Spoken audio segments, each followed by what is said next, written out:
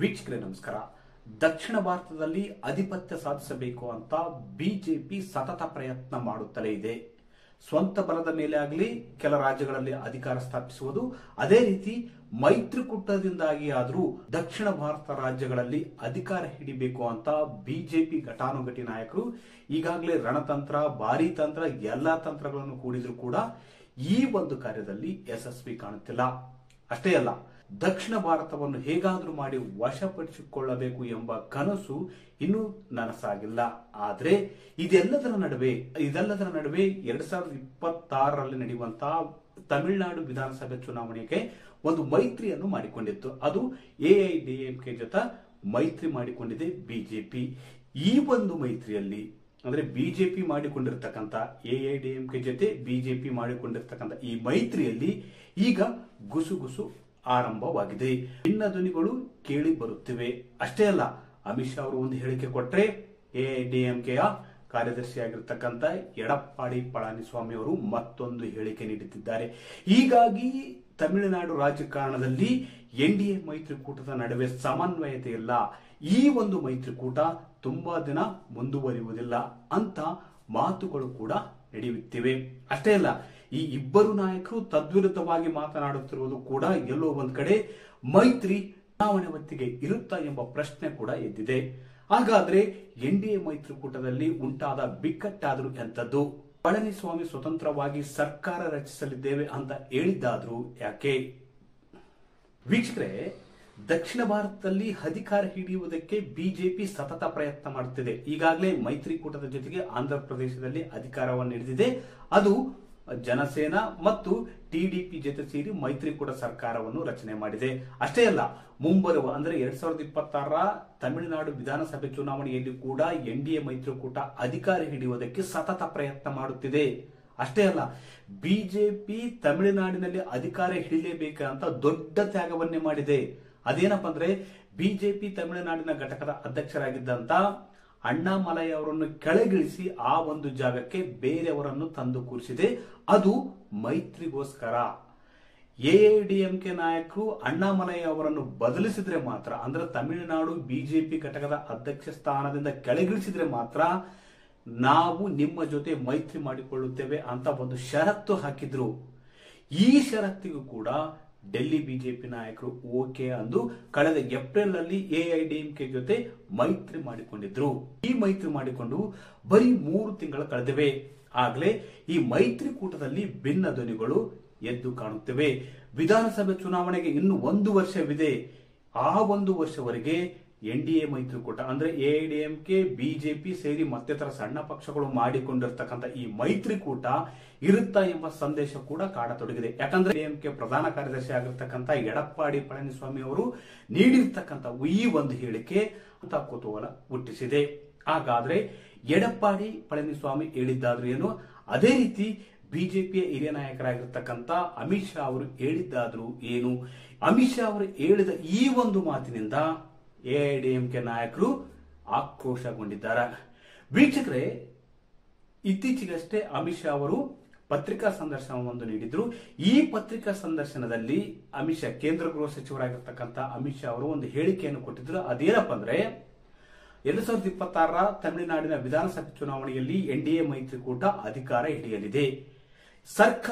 NDA ಮೈತ್ರಿಕೂಟದ ಸರ್ಕಾರದ ಭಾಗವಾಗಿ ಬಿಜೆಪಿ ಇರಲಿದೆ ಅಂತ ಒಂದು ಹೇಳಿಕೆ, ಅಂದ್ರೆ ಸಂದರ್ಶನಕ್ಕೆ ಒಂದು ಹೇಳಿಕೆಯನ್ನು ಕೊಟ್ಟಿದ್ರು.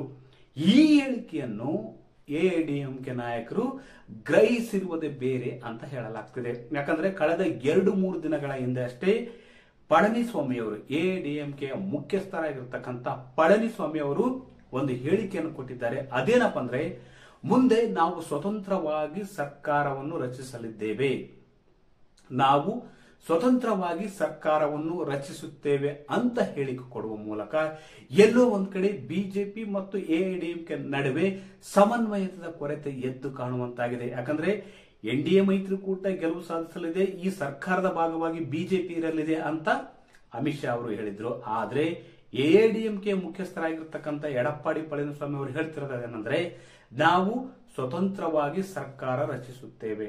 ಅಂದ್ರೆ ಆ ಮೈತ್ರಿಕೂಟದ ಪಕ್ಷಗಳನ್ನೇ ಇವರು ಗಣನೆಗೆ ತೆಗೆದುಕೊಂಡಂತೆ ಕಾಣುತ್ತಿಲ್ಲ.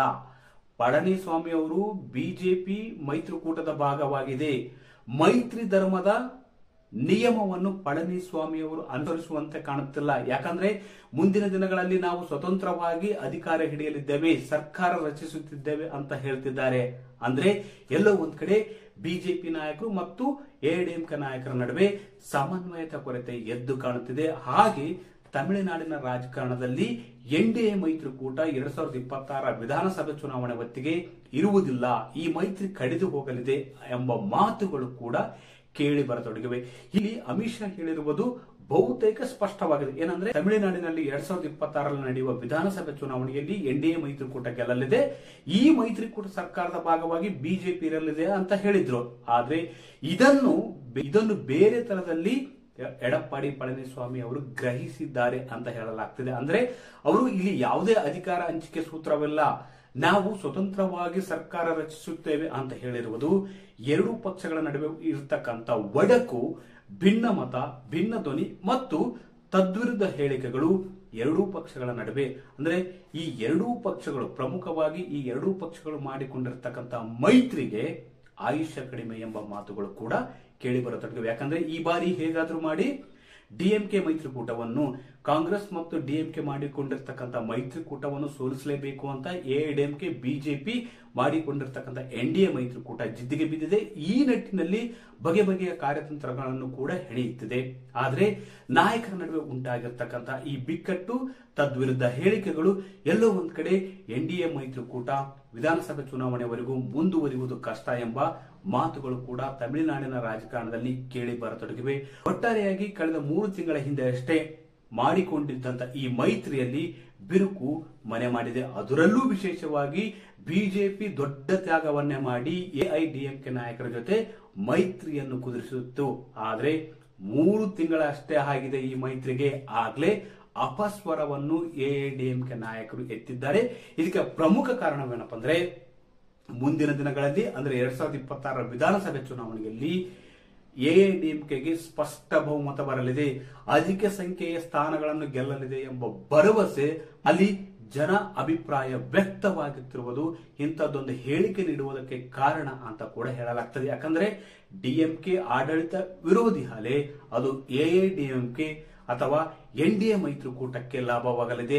ಅದರಲ್ಲೂ ವಿಶೇಷವಾಗಿ ಮೈತ್ರಿಕೂಟದ ಅತಿ ದೊಡ್ಡ ಪಕ್ಷವಾಗಿರುವ ಎಐಎಡಿಎಂಕೆಗೆ ಅದು ಲಾಭವಾಗಲಿದೆ. ಅತಿ ಹೆಚ್ಚಿನ ಸಂಖ್ಯೆಯಲ್ಲಿ ಸ್ಥಾನವನ್ನು ಗೆದ್ರೆ ಬಹುತೇಕ ಸ್ವಂತ ಬಲದ ಮೇಲೆ ಸರ್ಕಾರ ರಚಿಸುವುದು ಕೂಡ ಸ್ಪಷ್ಟವಾಗಿದೆ. ಆದರೆ ಇದನ್ನು ಅಮಿತ್ ಶಾ ಅವರ ಹೇಳಿಕೆಯನ್ನೇ ತಪ್ಪಾಗಿ ಗ್ರಹಿಸಿರುವಂತೆ ಕಾಣುತ್ತಿರುವ ಎಡಪ್ಪಾಡಿ ಪಳನಿಸ್ವಾಮಿ ಅವರು ಮುಂದಿನ ದಿನಗಳಲ್ಲಿ ನಾವು ಸ್ವಂತ ಬಲದ ಮೇಲೆ ಅಧಿಕಾರ ಹಿಡಿಯಲಿದ್ದೇವೆ ಅಂತ ಹೇಳಿಕೆ ನೀಡಿರುವುದು ಬಿಜೆಪಿ ಮತ್ತು ಎಐಎಡಿಎಂಕೆ ನಡುವೆ ಒಡಕು ಮೂಡಿದೆ ಎಂಬ ಅಂಶ ಕೂಡ ಇಲ್ಲಿ ಗೊತ್ತಾಗ್ತದೆ. ವೀಕ್ಷಕರೇ, ಈ ಮಾಹಿತಿ ನಿಮಗೆ ಇಷ್ಟವಾದಲ್ಲಿ ವಿಡಿಯೋ ಶೇರ್ ಮಾಡಿ, ಲೈಕ್ ಮಾಡಿ, ಕಮೆಂಟ್ ಮಾಡಿ.